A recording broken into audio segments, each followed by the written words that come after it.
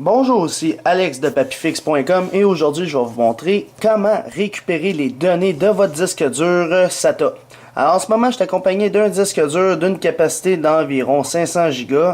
Donc on va regarder comment récupérer les données qui sont à l'intérieur de ce disque dur. Parce que malheureusement je l'ai branché sur un ordinateur et il marche pas.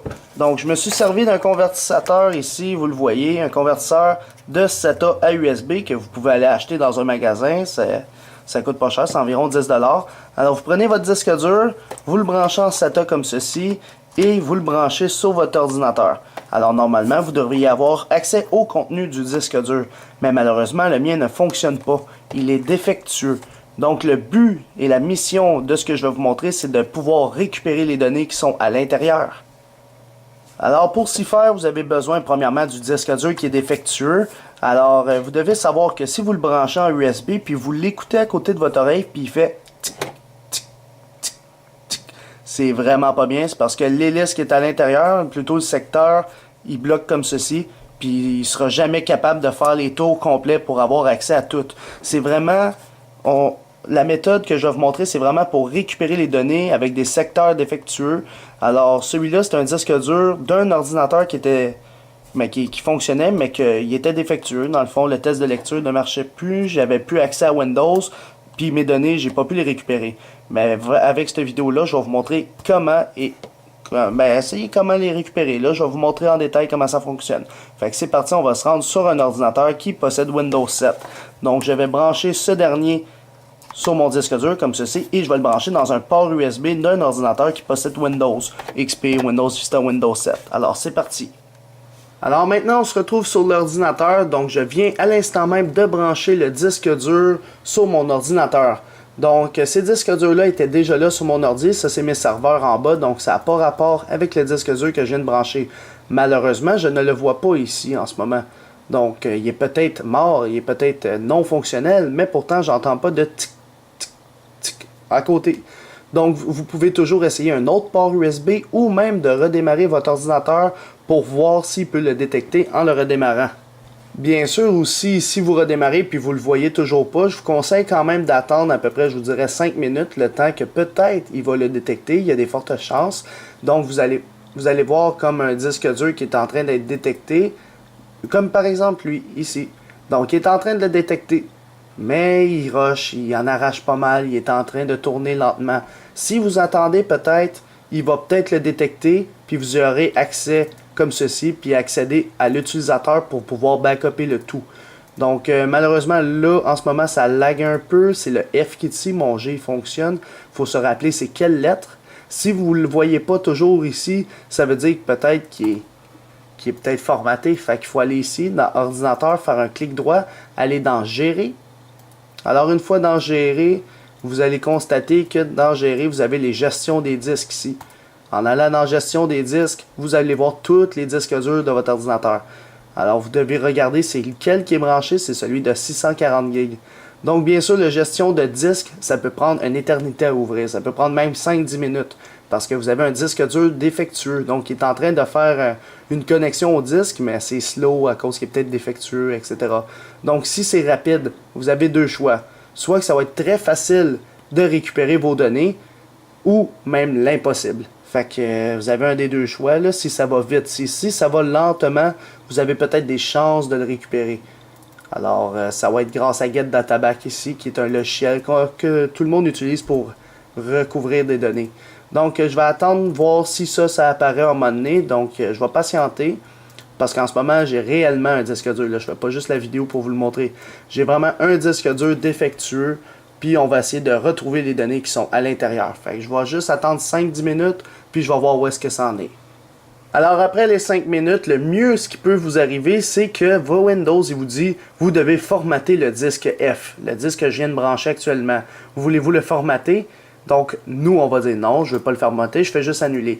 Ici, il n'a pas bien trouvé des affaires, il est en train encore de chercher. Alors, pour ceux qui ne voient pas leur disque ici, je vais vous mettre en situation. Ça se peut que le disque ne soit pas partitionné. Ce que ça veut dire, c'est que vous n'allez jamais le voir ici, mais vous allez peut-être le voir ici, puis il va être tout noir. Alors, si à un moment donné, j'y ai accès ici, je vais vous montrer. Ben, check. En ce moment, j'y ai accès. Donc si je vois tous mes disques, j'ai mon premier disque de 3 TB qui est lui. Par la suite, j'ai mon disque de 111 GB qui est lui. Par la suite, j'ai un de 1300 GB, c'est-à-dire à peu près 1.5 TO, c'est lui. Et si on descend un petit peu plus bas, j'en ai un autre, un total de 596 GB que j'ai jamais vu, qui n'a pas rapport, qui est sûrement lui. Ça, c'est pas des disques en passant, c'est juste ça des disques durs. Fait que là, il y a lui qui n'a pas rapport, donc c'est celui-là. Donc vous pouvez identifier c'est quelle lettre, c'est la F, c'est pour ça qu'il y a le FC. Puis c'est ici que vous pouvez voir il y a combien de gigs au total. Donc pour retrouver les données qui sont à l'intérieur du disque dur, c'est bien simple. Tout ce que vous avez besoin, c'est de Get Data Back. Alors, premièrement, vous pouvez l'avoir dans la description de la vidéo, où il y a tous les liens, pour le télécharger sur votre ordinateur. Alors, Get Data Back, la version que j'ai, c'est la version 4.01. Alors, on va double-cliquer dessus. Vous allez posséder deux fichiers, le FAT ou l'NTFS. Premièrement, vous devez identifier quel type de lecteur vous avez ici. Alors, tous les disques durs, je vais vous le dire tout de suite, le secret, tous les disques durs qui ont Windows Vista, Windows 7, Windows XP dessus, c'est du NTFS. C'est obligé. Si vous avez du FAT, c'est parce que vous voulez retrouver les données sur une clé USB. Alors, c'est pas juste les disques durs pour ce logiciel-là. Ça fonctionne aussi avec les cartes SD qui possèdent des photos. Ça fonctionne avec les clés USB. Ça fonctionne avec des disques durs. Même des disques durs externes en USB. Fait que ça fonctionne avec pas mal de logiciels. Puis pour vous dire, le FAT, c'est surtout les cartes SD et les clés USB. Le NTFS, c'est plus des disques durs externes, puis des disques durs qui possèdent Windows dessus. Fait que je vais faire un clic droit, l'exécuter en tant qu'administrateur. Alors, on va attendre qu'il se load. Et voilà. Donc là, il faut se rappeler, c'est laquelle. Nous, c'est le F, le problème. Donc, je vais le fermer ici, on n'a plus de besoin. Par la suite, ce que je dois faire, c'est y dire... Bon, ben, premièrement, c'est... Ben, on va y dire un défaut. Si c'est juste parce que vous avez formaté votre disque, vous pouvez cliquer sur Format. Mais dans notre cas, c'est vraiment que notre disque est défectueux. Donc, on va y dire, désolé, je sais pas qu'est-ce qu'il y a mon disque. Sinon, tu peux y dire qu'est-ce qu'il y a. Alors, on va faire Next. Puis là, il est en train d'identifier tous tes disques. Fait que là, il est en train de voir, bon, il a trouvé le Drive 130, qui est sûrement mon disque dur dans l'ordinateur, mon SSD. Par la suite, il a trouvé un autre disque. Puis là, il est en train de geler, c'est parce qu'il est tombé sur le F. Donc, à cette étape-ci, ça peut prendre à peu près, je vous dirais, 5 minutes encore, le temps qui passe cette étape-là. Ça peut prendre du temps parce que vous avez un disque dur qui est défectueux encore là. Fait que, on va le laisser travailler. Ça va prendre à peu près le même temps pour trouver ces disques durs-là. Ça va prendre... à peu près 5, 6, 7 minutes. Donc je vais faire pause à la vidéo le temps qu'il identifie tout, puis on revient dès qu'il a trouvé le disque dur. Alors maintenant, une fois que le scan for drive est terminé, il va nous dire, on voit qu'il en a ajouté un petit peu plus, là. Ça a pris à peu près 10 minutes cette fois-ci. C'est sûr que ça peut être plus long. Puis même, ça se peut que vous figez à cette étape-là, donc votre disque dur est trop défectueux. Vous pouvez tout de même essayer de le brancher en SATA directement dans la carte maîtresse. Ça devient un petit peu plus complexe, là. Tu passes pas par l'USB, mais par le SATA. Ça peut vous aider. Sinon, tu peux toujours essayer sur un autre ordinateur. Là, il va me dire, vous avez besoin des droits d'administrateur pour accéder au physique, au Logic Drive, blablabla. Oui, je l'ai exécuté en tant qu'admin. Donc ici, je vois l'intégralité de mes disques durs. Donc je vois mon disque dur. Ouf, on le voit ici, là, mon disque dur de 596 GB, qui est en fait le F qui est défectueux, parce que je n'ai aucun autre qui est de 596. Puis si on va voir dans les Logical Drive, si vous aimez mieux, eh bien vous avez le physique, puis vous avez le Logic. Bien sûr, sur le Logic, on voit la lettre F qui était débrouillée à celle-là, donc c'est plus simple pour vous pour connaître ça, mais moi j'y vais avec le nombre de disques durs que j'ai, puis surtout son socket, le 131. Mais sinon, tu peux y aller avec ça. Moi, personnellement, j'aime mieux le prendre ici. Et là, une fois que vous avez sélectionné le disque dur à backuper, on fait Next. Et là, c'est là que ça peut prendre du temps. Fait que là, le temps ici qui dit qu'il reste 7 heures, c'est théorique. Ça se peut que ça prenne plus que 7 heures. Des fois, moi, j'ai connu des disques durs que ça a pris environ, je vous dirais... un bon 26 heures, là, ça peut prendre vraiment longtemps parce que ça y va secteur par secteur pour retrouver les données. Donc, il faut que le 0% soit à 100%, puis là, ça peut prendre beaucoup de temps. Donc, je vais le laisser travailler sur mon disque dur, puis on va revenir lorsque le backup va être terminé. Donc, je fais une grosse pause à la vidéo, puis on vient dès que c'est terminé. Juste vous informer que si vous voyez ça durant le test de Get Data Back, alors erreur, unknown error, 23, renege center, blablabla, puis il reste à 0% depuis au moins une demi-heure, mais c'est des bad sectors, puis ça, c'est pas très à votre avantage. Des erreurs 23 comme ceci, c'est... Je vous dis, il n'y a pas de forte chance de récupérer vos données. Fait que c'est sûr que vous pouvez essayer d'autres logiciels. Là. Il y a Recovery My Files, il y en a plein d'autres. Vous pouvez les essayer. Mais GetDataBack, c'est un des meilleurs. Puis lorsqu'il plante, mais la plupart des autres logiciels vont planter. Mais sinon, vous pouvez toujours le laisser rouler. Puis comme je vous dis, le brancher en SATA ou même le faire depuis un autre ordi, ça peut beaucoup aider. Donc, je vais le laisser rouler. Puis on va voir ce qu'il va donner par la suite. Alors, une fois que GetDataBack a terminé son décryptage du disque dur, moi ça l'a pris environ, je dirais un bon 24 heures à cause qu'il y a eu des erreurs 23 et beaucoup de bad sectors, c'est-à-dire des erreurs de secteur. Donc c'est pas positif vraiment, mais bon. Alors là, ça se peut que vous voyez seulement une affaire ou tout plein d'affaires ici, comme ça. Fait que là, il dit qu'il a récupéré des secteurs 3 MB, 3 MB, mais nous, celui qui nous intéresse, c'est le 560 GB pour voir tout ce qu'il a récupéré. Donc, on va faire suivant. Et là, il est en train de tout rebâtir le MFT, là. Fait que ça peut prendre un petit peu de temps. Donc, je dirais un bon 30 minutes. Là, il va dire qu'il y a des secteurs de défectueux. Alors là, on dit yes to all, tout simplement. Alors oui pour tous.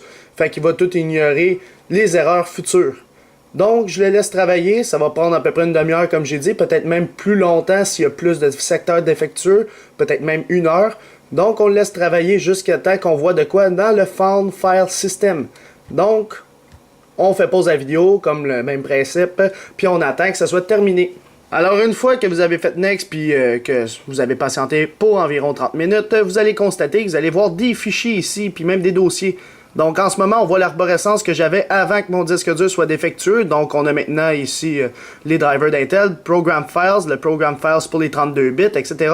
Puis on a toujours un User. Alors pour ceux qui ont Windows XP, vous allez avoir un Document and Settings, puis c'est là-dedans qu'ils vont avoir vos fichiers. Pour ceux qui ont Windows Vista, Windows 7 et même Windows 8, ça va être dans le Users qui est ici. Alors pour ceux qui ont peut-être GetDataBack en français, ça va être écrit Utilisateur. Une fois qu'on est dans User, vous allez avoir toutes les sessions que vous aviez avant. Donc en ce moment, j'en ai juste une qui est Joe. Par la suite, je pourrais en avoir plus. Là. Par exemple, il s'appelait Utilisateur, Administrateur, etc. Mais pour l'instant, j'ai juste comme session Joe. Puis là-dedans, normalement, j'ai mes documents, mes images et tout le reste. Donc, on va se créer un dossier sur le bureau de notre ordinateur. On va l'appeler, par exemple, Backup. Donc, je l'appelle Backup. Ou même Sauvegarde. On va le faire en français, tant qu'à être français. Fait que là, une fois qu'on a créé notre dossier Sauvegarde, on va faire un clic droit sur Joe. On va faire copier. Et là, on dit où est-ce qu'on veut l'enregistrer sur notre ordinateur. Bien sûr, on veut l'enregistrer sur le bureau, dans le dossier Sauvegarde que j'ai créé. Alors, ici. Alors maintenant, je fais OK et tout ce qu'on a à faire, c'est OK une deuxième fois. Et là, il est en train de tout copier ce qu'on avait sur le disque dur. Donc, il faut patienter, puis après, on va voir s'il manque des fichiers, où est-ce qu'on peut les trouver, parce qu'il y a d'autres dossiers en bas. Je vais vous montrer c'est quoi ces dossiers-là après que ça soit terminé. Bien sûr, ça se peut qu'il vous dise qu'il y aura des secteurs de défectueux. Vous dites tout simplement Yes to All pour qu'il continue.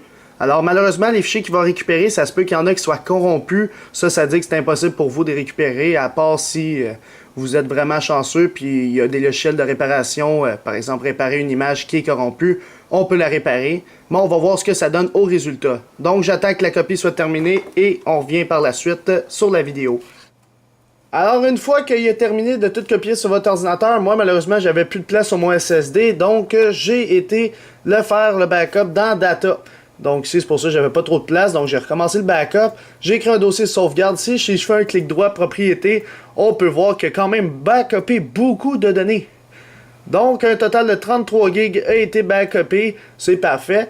Pour ceux que ça n'a pas eu beaucoup d'influence là-dessus, malheureusement, ça n'a peut-être pas fonctionné pour vous.